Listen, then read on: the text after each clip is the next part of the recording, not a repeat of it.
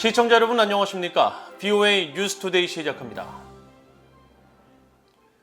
북한 인권 관련 국제의원회의에 참석하기 위해 워싱턴을 방문한 한국 국회의원 대표단이 지난 2019년 문재인 전임 정부에 의해 강제 북송된 탈북어민 2명의 나이와 실명을 공개하고 북한 당국에 이들의 생사 확인을 촉구했습니다.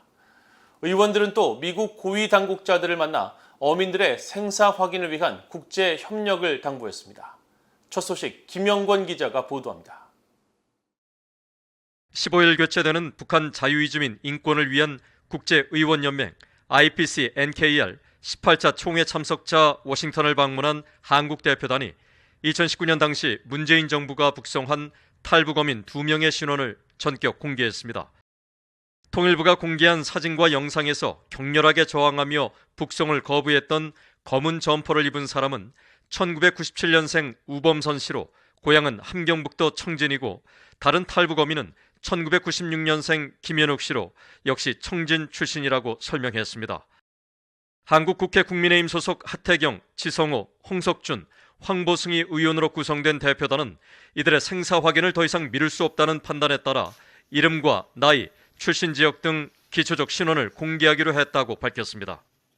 대표단은 이들이 본인들의 의사와 달리 전임 문재인 정부에 의해 북송된 사실을 지적하며 이는 한국의 법률과 고문방지협약 등 국제법을 위반한 비인도적 송환이었다고 비판했습니다. 이어 국제사회의 공개적이고 단합된 목소리만이 북한의 태도 변화를 끌어낼 수 있다면서 북한 지도부는 판문점을 통해 북송된 탈북 청년 2명의 생사 여부를 유엔과 국제사회에 공개하라고 촉구했습니다. IPC-NKR 회장인 하태경 의원은 BOA에 이날 오후 우즈라 제야 국무부 민간안보 민주주의 인권 담당 차관을 만나 이 문제 해결에 대한 협력을 요청했다고 밝혔습니다. 이제 미국 정부가 북한 인권에 대해서 굉장히 확고한 입장을 가지고 있다 하는 거를 확인할 수 있었고, 특히 최근 이슈 중에서는 어민 탈북자 2명 북송건, 미국이 이제 핵 문제뿐만 아니라 인권 문제에도 같은 비중을 가지고 대북 정책을 다루었으면 좋겠다 라고 주문을 좀 했고, 하 의원은 또 북한군 총격으로 사망한 한국 해수부 공무원 이대준 씨 피살 사건에 대해서도 북한 지도부가 경위를 자세히 밝히도록 국제 압박을 위한 미국의 협력을 요청했다고 말했습니다. 대표단은 이날 회동에서 미국이 대북 정책에서 인권과 핵을 함께 다루고 비핵화 조치뿐 아니라 인권 개선을 전제로 제재를 해제하는 접근도 필요하다는 의견을 전했으며 지하 차관은 바이든 행정부가 인권에 확고하다는 입장을 강조한 것으로 전해졌습니다. BOA 뉴스 김영권입니다. 미국 국방부는 북한의 선제 핵사용 정책 법제화와 관련해 미국은 외교적 접근에 전념하고 있지만 동시에 미국과 동맹국들의 안전을 보장하기 위해 필요한 모든 조치를 계속 취할 것이라고 밝혔습니다. 미국 국방부 대변인실은 북한의 최근 핵 선제 공격 정책 법제화와 관련해 미한 동맹의 압도적 대응을 강조한 한국 국방부의 입장이 미국 정부의 대북 대응 기조와 부합하는지를 묻는 BOA의 서면 질문에 향후 군사자산 배치나 동맹인 한국과의 군사 계획에 대해서는 언급하지 않겠다면서 이같이 답하고 우리는 한반도의 완전한 비핵화라는 공동의 목표에 전념하고 있다고 강조했습니다.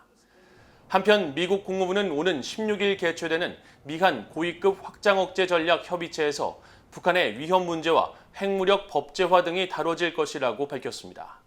네드 프라이스 국무부 대변인은 14일 정례 브리핑에서 북한의 핵무기 법제화와 관련한 논평 요청에 미한 확장 억제 전략 협의체의 핵심 주제는 북한이 인도태평양과 조약 동맹인 일본, 한국에 가하는 도전과 광범위한 위협이 될 것이며 또 북한의 새로운 핵 법제화와 그것이 한반도에 미치는 영향도 논의될 것이라고 밝혔습니다.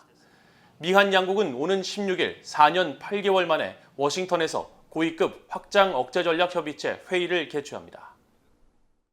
미국 정부가 무력 충돌에서 핵무기 선제 사용 가능성을 포함한 북한의 핵무력 법제화에 대해 우려를 표하며 북한은 핵확산 금지 조약 NPT에 따라 핵무기 보유국 지위를 얻을 수 없다고 강조했습니다. 오스트리아 빈 주재 미국 국제기구 대표부는 14일 국제원자력기구 IAEA 정기 이사회를 계기로 발표한 성명에서 이같이 밝히고 우리는 미국과 영내 동맹, 파트너들을 방어하는 데 최선을 다하고 있다는 점을 강조한다고 말했습니다. 이어 미국의 정책은 달라지지 않았다면서 우리는 북한이 제기하는 위협에 대처하고 한반도의 완전한 비핵화라는 공동 목표를 진전시키기 위해 동맹 파트너들과 긴밀히 협력하는 데 계속 초점을 맞추면서 북한과 외교를 추구하고 있지만 북한은 호응을 하지 않고 있다고 지적했습니다. 미국 국제기구 대표부는 또 국제사회는 북한이 도발을 멈추고 유엔 안보리 결의에 따른 의무를 준수하며 미국과 지속적이고 실질적인 협상에 참여해야 한다는 강력하고 일치된 메시지를 전달하는 것이 중요하다고 강조했습니다. 미국 상원 의원들이 미국 정부의 대북 정책과 외교에 대한 의회의 감독을 강화하는 내용의 법안을 발의했습니다. 북한이 비핵화 조치를 취할 때까지 대북 압박과 억지를 유지해야 한다는 내용이 담겼습니다. 이조은 기자가 보도합니다. 미국 민주당의 밤 메넨데즈 상원 외교위원장이 대표 발의한 대북정책 감독 법안입니다. 법안 요약문에는 규모가 상당하고 복잡한 북한의 핵과 미사일 프로그램을 감시하고 검증할 수 있게 제거할 필요성을 강조하고 북한 정부가 중대하고 의미 있는 또 입증할 수 있는 비핵화 조치를 취할 때까지 북한 정부에 대한 압박과 억지를 유지하겠다는 의회의 의사를 재확인하는 법안이라고 설명됐습니다.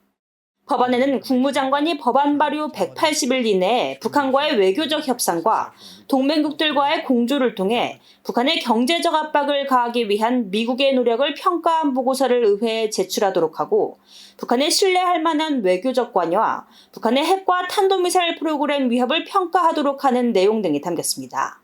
또 미국 고위급 외교 대화가 마무리될 때마다 정부는 의원들에게 브리핑을 하고 북한과의 핵 합의가 도출될 경우 5일 이내에 대통령은 합의문을 의회에 제출하며 법적 구속력이 있는 합의일 경우엔 반드시 상원 비준이 요구되는 조약 형태로 의회에 제출하도록 했습니다.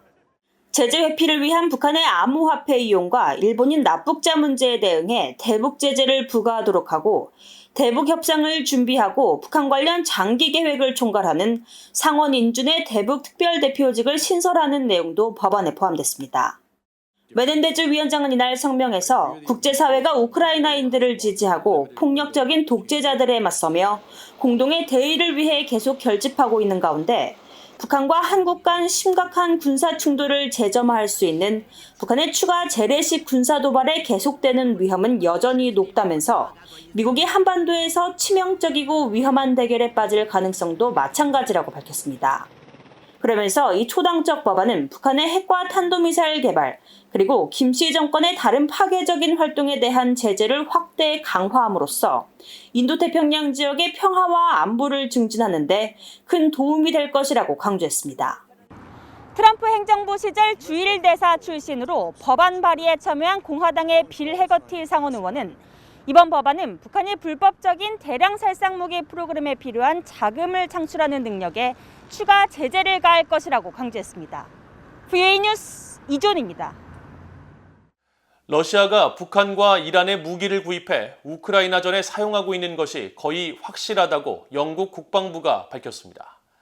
영국 국방부는 14일 사회 연결망 서비스에 일일 단위로 갱신하는 인텔리전스 업데이트를 통해 러시아는 자국의 군수 물자가 감소함에 따라 이란과 북한처럼 심각한 제재를 받는 다른 국가들로부터 무기 조달을 하고 있는 것이 거의 확실하다고 밝혔습니다. 그러면서 전날 우크라이나군이 격추한 러시아의 무인 항공기 부품 일부가 이란산 샤헤드 136인 것으로 확인됐다며 해당 무인 항공기는 이란이 2021년 7월 중동 공격 시 사용한 것이라고 설명했습니다. 영국 국방부의 이번 발표는 지난 6일 서방의 광범위한 제재로 군 공급망까지 압박받는 러시아가 북한의 탄약과 로켓 등의 무기를 구매한 것을 확인한 미국 정부의 입장을 뒷받침하는 것입니다. 로이드 오스틴 미국 국방장관이 워싱턴을 방문한 하마다 야스카스 일본 신임 방위상과 만나 광범위한 영내 안보와 동맹 현안에 대해 의견을 교환했다고 미국 국방부가 밝혔습니다. 패트릭 라이더 국방부 대변인은 보도자료를 통해 14일 미국 국방부 청사에서 열린 미일 국방장관 회담 내용을 전하고 두 장관은 미일 동맹을 현대화하고 통합된 억지력을 강화하며 자유롭고 개방된 인도태평양을 보장하기 위해 마음이 같은 파트너들과 더욱 협력한다는 공동의 목표를 확인했다고 설명했습니다. 또 오스틴 국방장관은 일본 방어에 대한 확고한 미국의 공약을 강조하고 국제 질서 규범에 대한 도전에 직면한 상황에서 미일 동맹을 강화하는 상호 약속을 재확인했다고 밝혔습니다.